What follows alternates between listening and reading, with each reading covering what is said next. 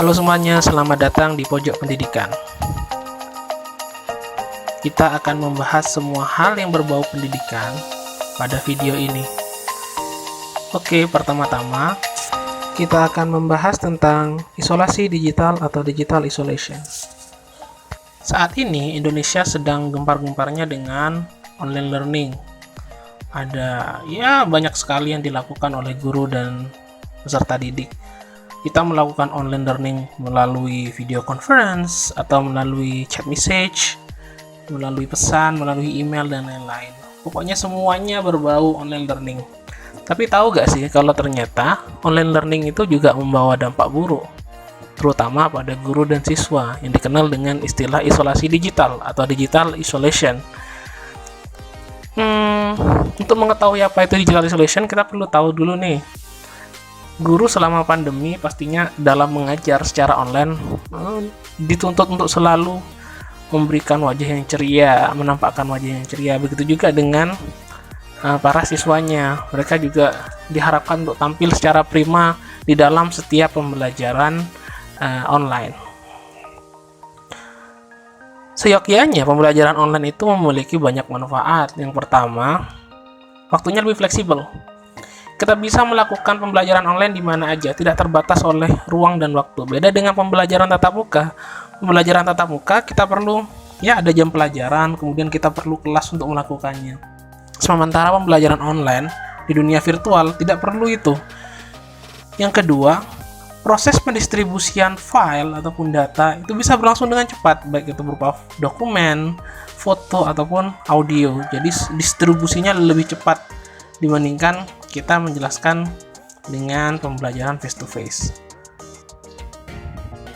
Tapi pernah gak sih kita berpikir, apakah peserta didik itu bahagia? Bagaimana secara upaya mereka selama pembelajaran online? Mungkin mereka sampai begitu seriusnya mendalami sebuah materi sampai mata mereka melotot melihat HP, atau mungkin mereka malah lagi enak-enakan di atas pohon sambil cari signal.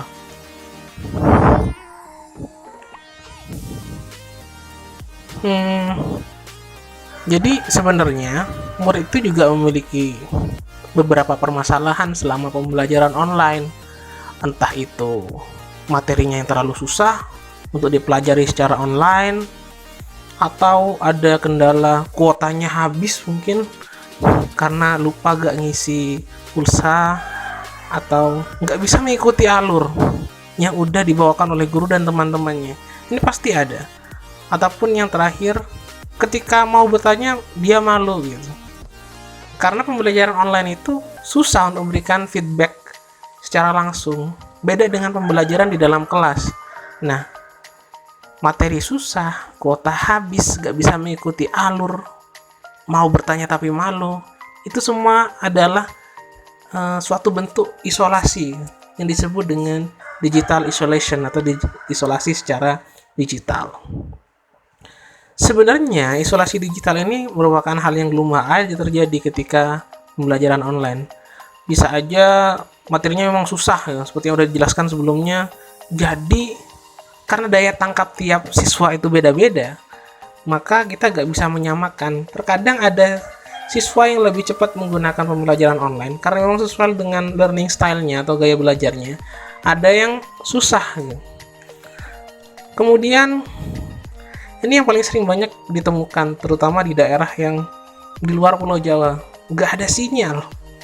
Bahkan untuk mendapatkan sinyal internet, mereka perlu naik ke atas gunung atau mungkin ke atas pohon. Isolasi dari segi signal itu pun berdampak terhadap pembelajaran online. Ataupun yang terakhir, kebanyakan mahasiswa itu ada yang gaptek. Misalkan mereka gak tahu cara menggunakan Skype, menggunakan Google Classroom. Itu semua yang disebut dengan isolasi digital. Jadi pembelajaran online tidak selamanya itu berdampak baik, terkadang juga berdampak buruk.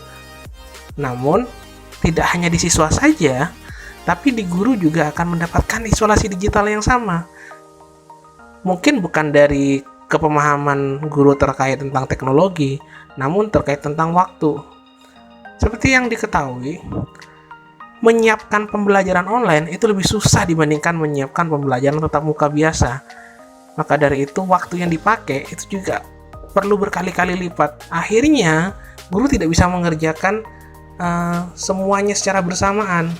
Terkadang satu pembelajaran malah menghabiskan waktu pembelajaran yang lain. Ataupun guru terlalu kelelahan karena kecapean untuk mengikuti pembelajaran online. Nah, itu semua adalah bentuk dari isolasi digital. Nah, gimana sih biar isolasi digital ini tidak melanda siswa dan guru? Sebenarnya caranya gampang aja. Memang pembelajaran full online dari awal tatap muka sampai akhir tatap muka itu memang tidak terlalu bagus, karena seenggaknya kita harus blended atau blended learning atau mencampurkan antara tatap muka dan pembelajaran online. Apabila ini sangat terpaksa dilakukan, maka yang pertama adalah kesiapsiagaan siswa dan guru, terutama yang pertama terkait literasi, yang kedua pemahaman terhadap teknologi, yang ketiga adalah manajemen waktu. So, itu aja pembahasan terkait digital isolation. Kita akan ketemu di video pojok pendidikan selanjutnya. Terima kasih.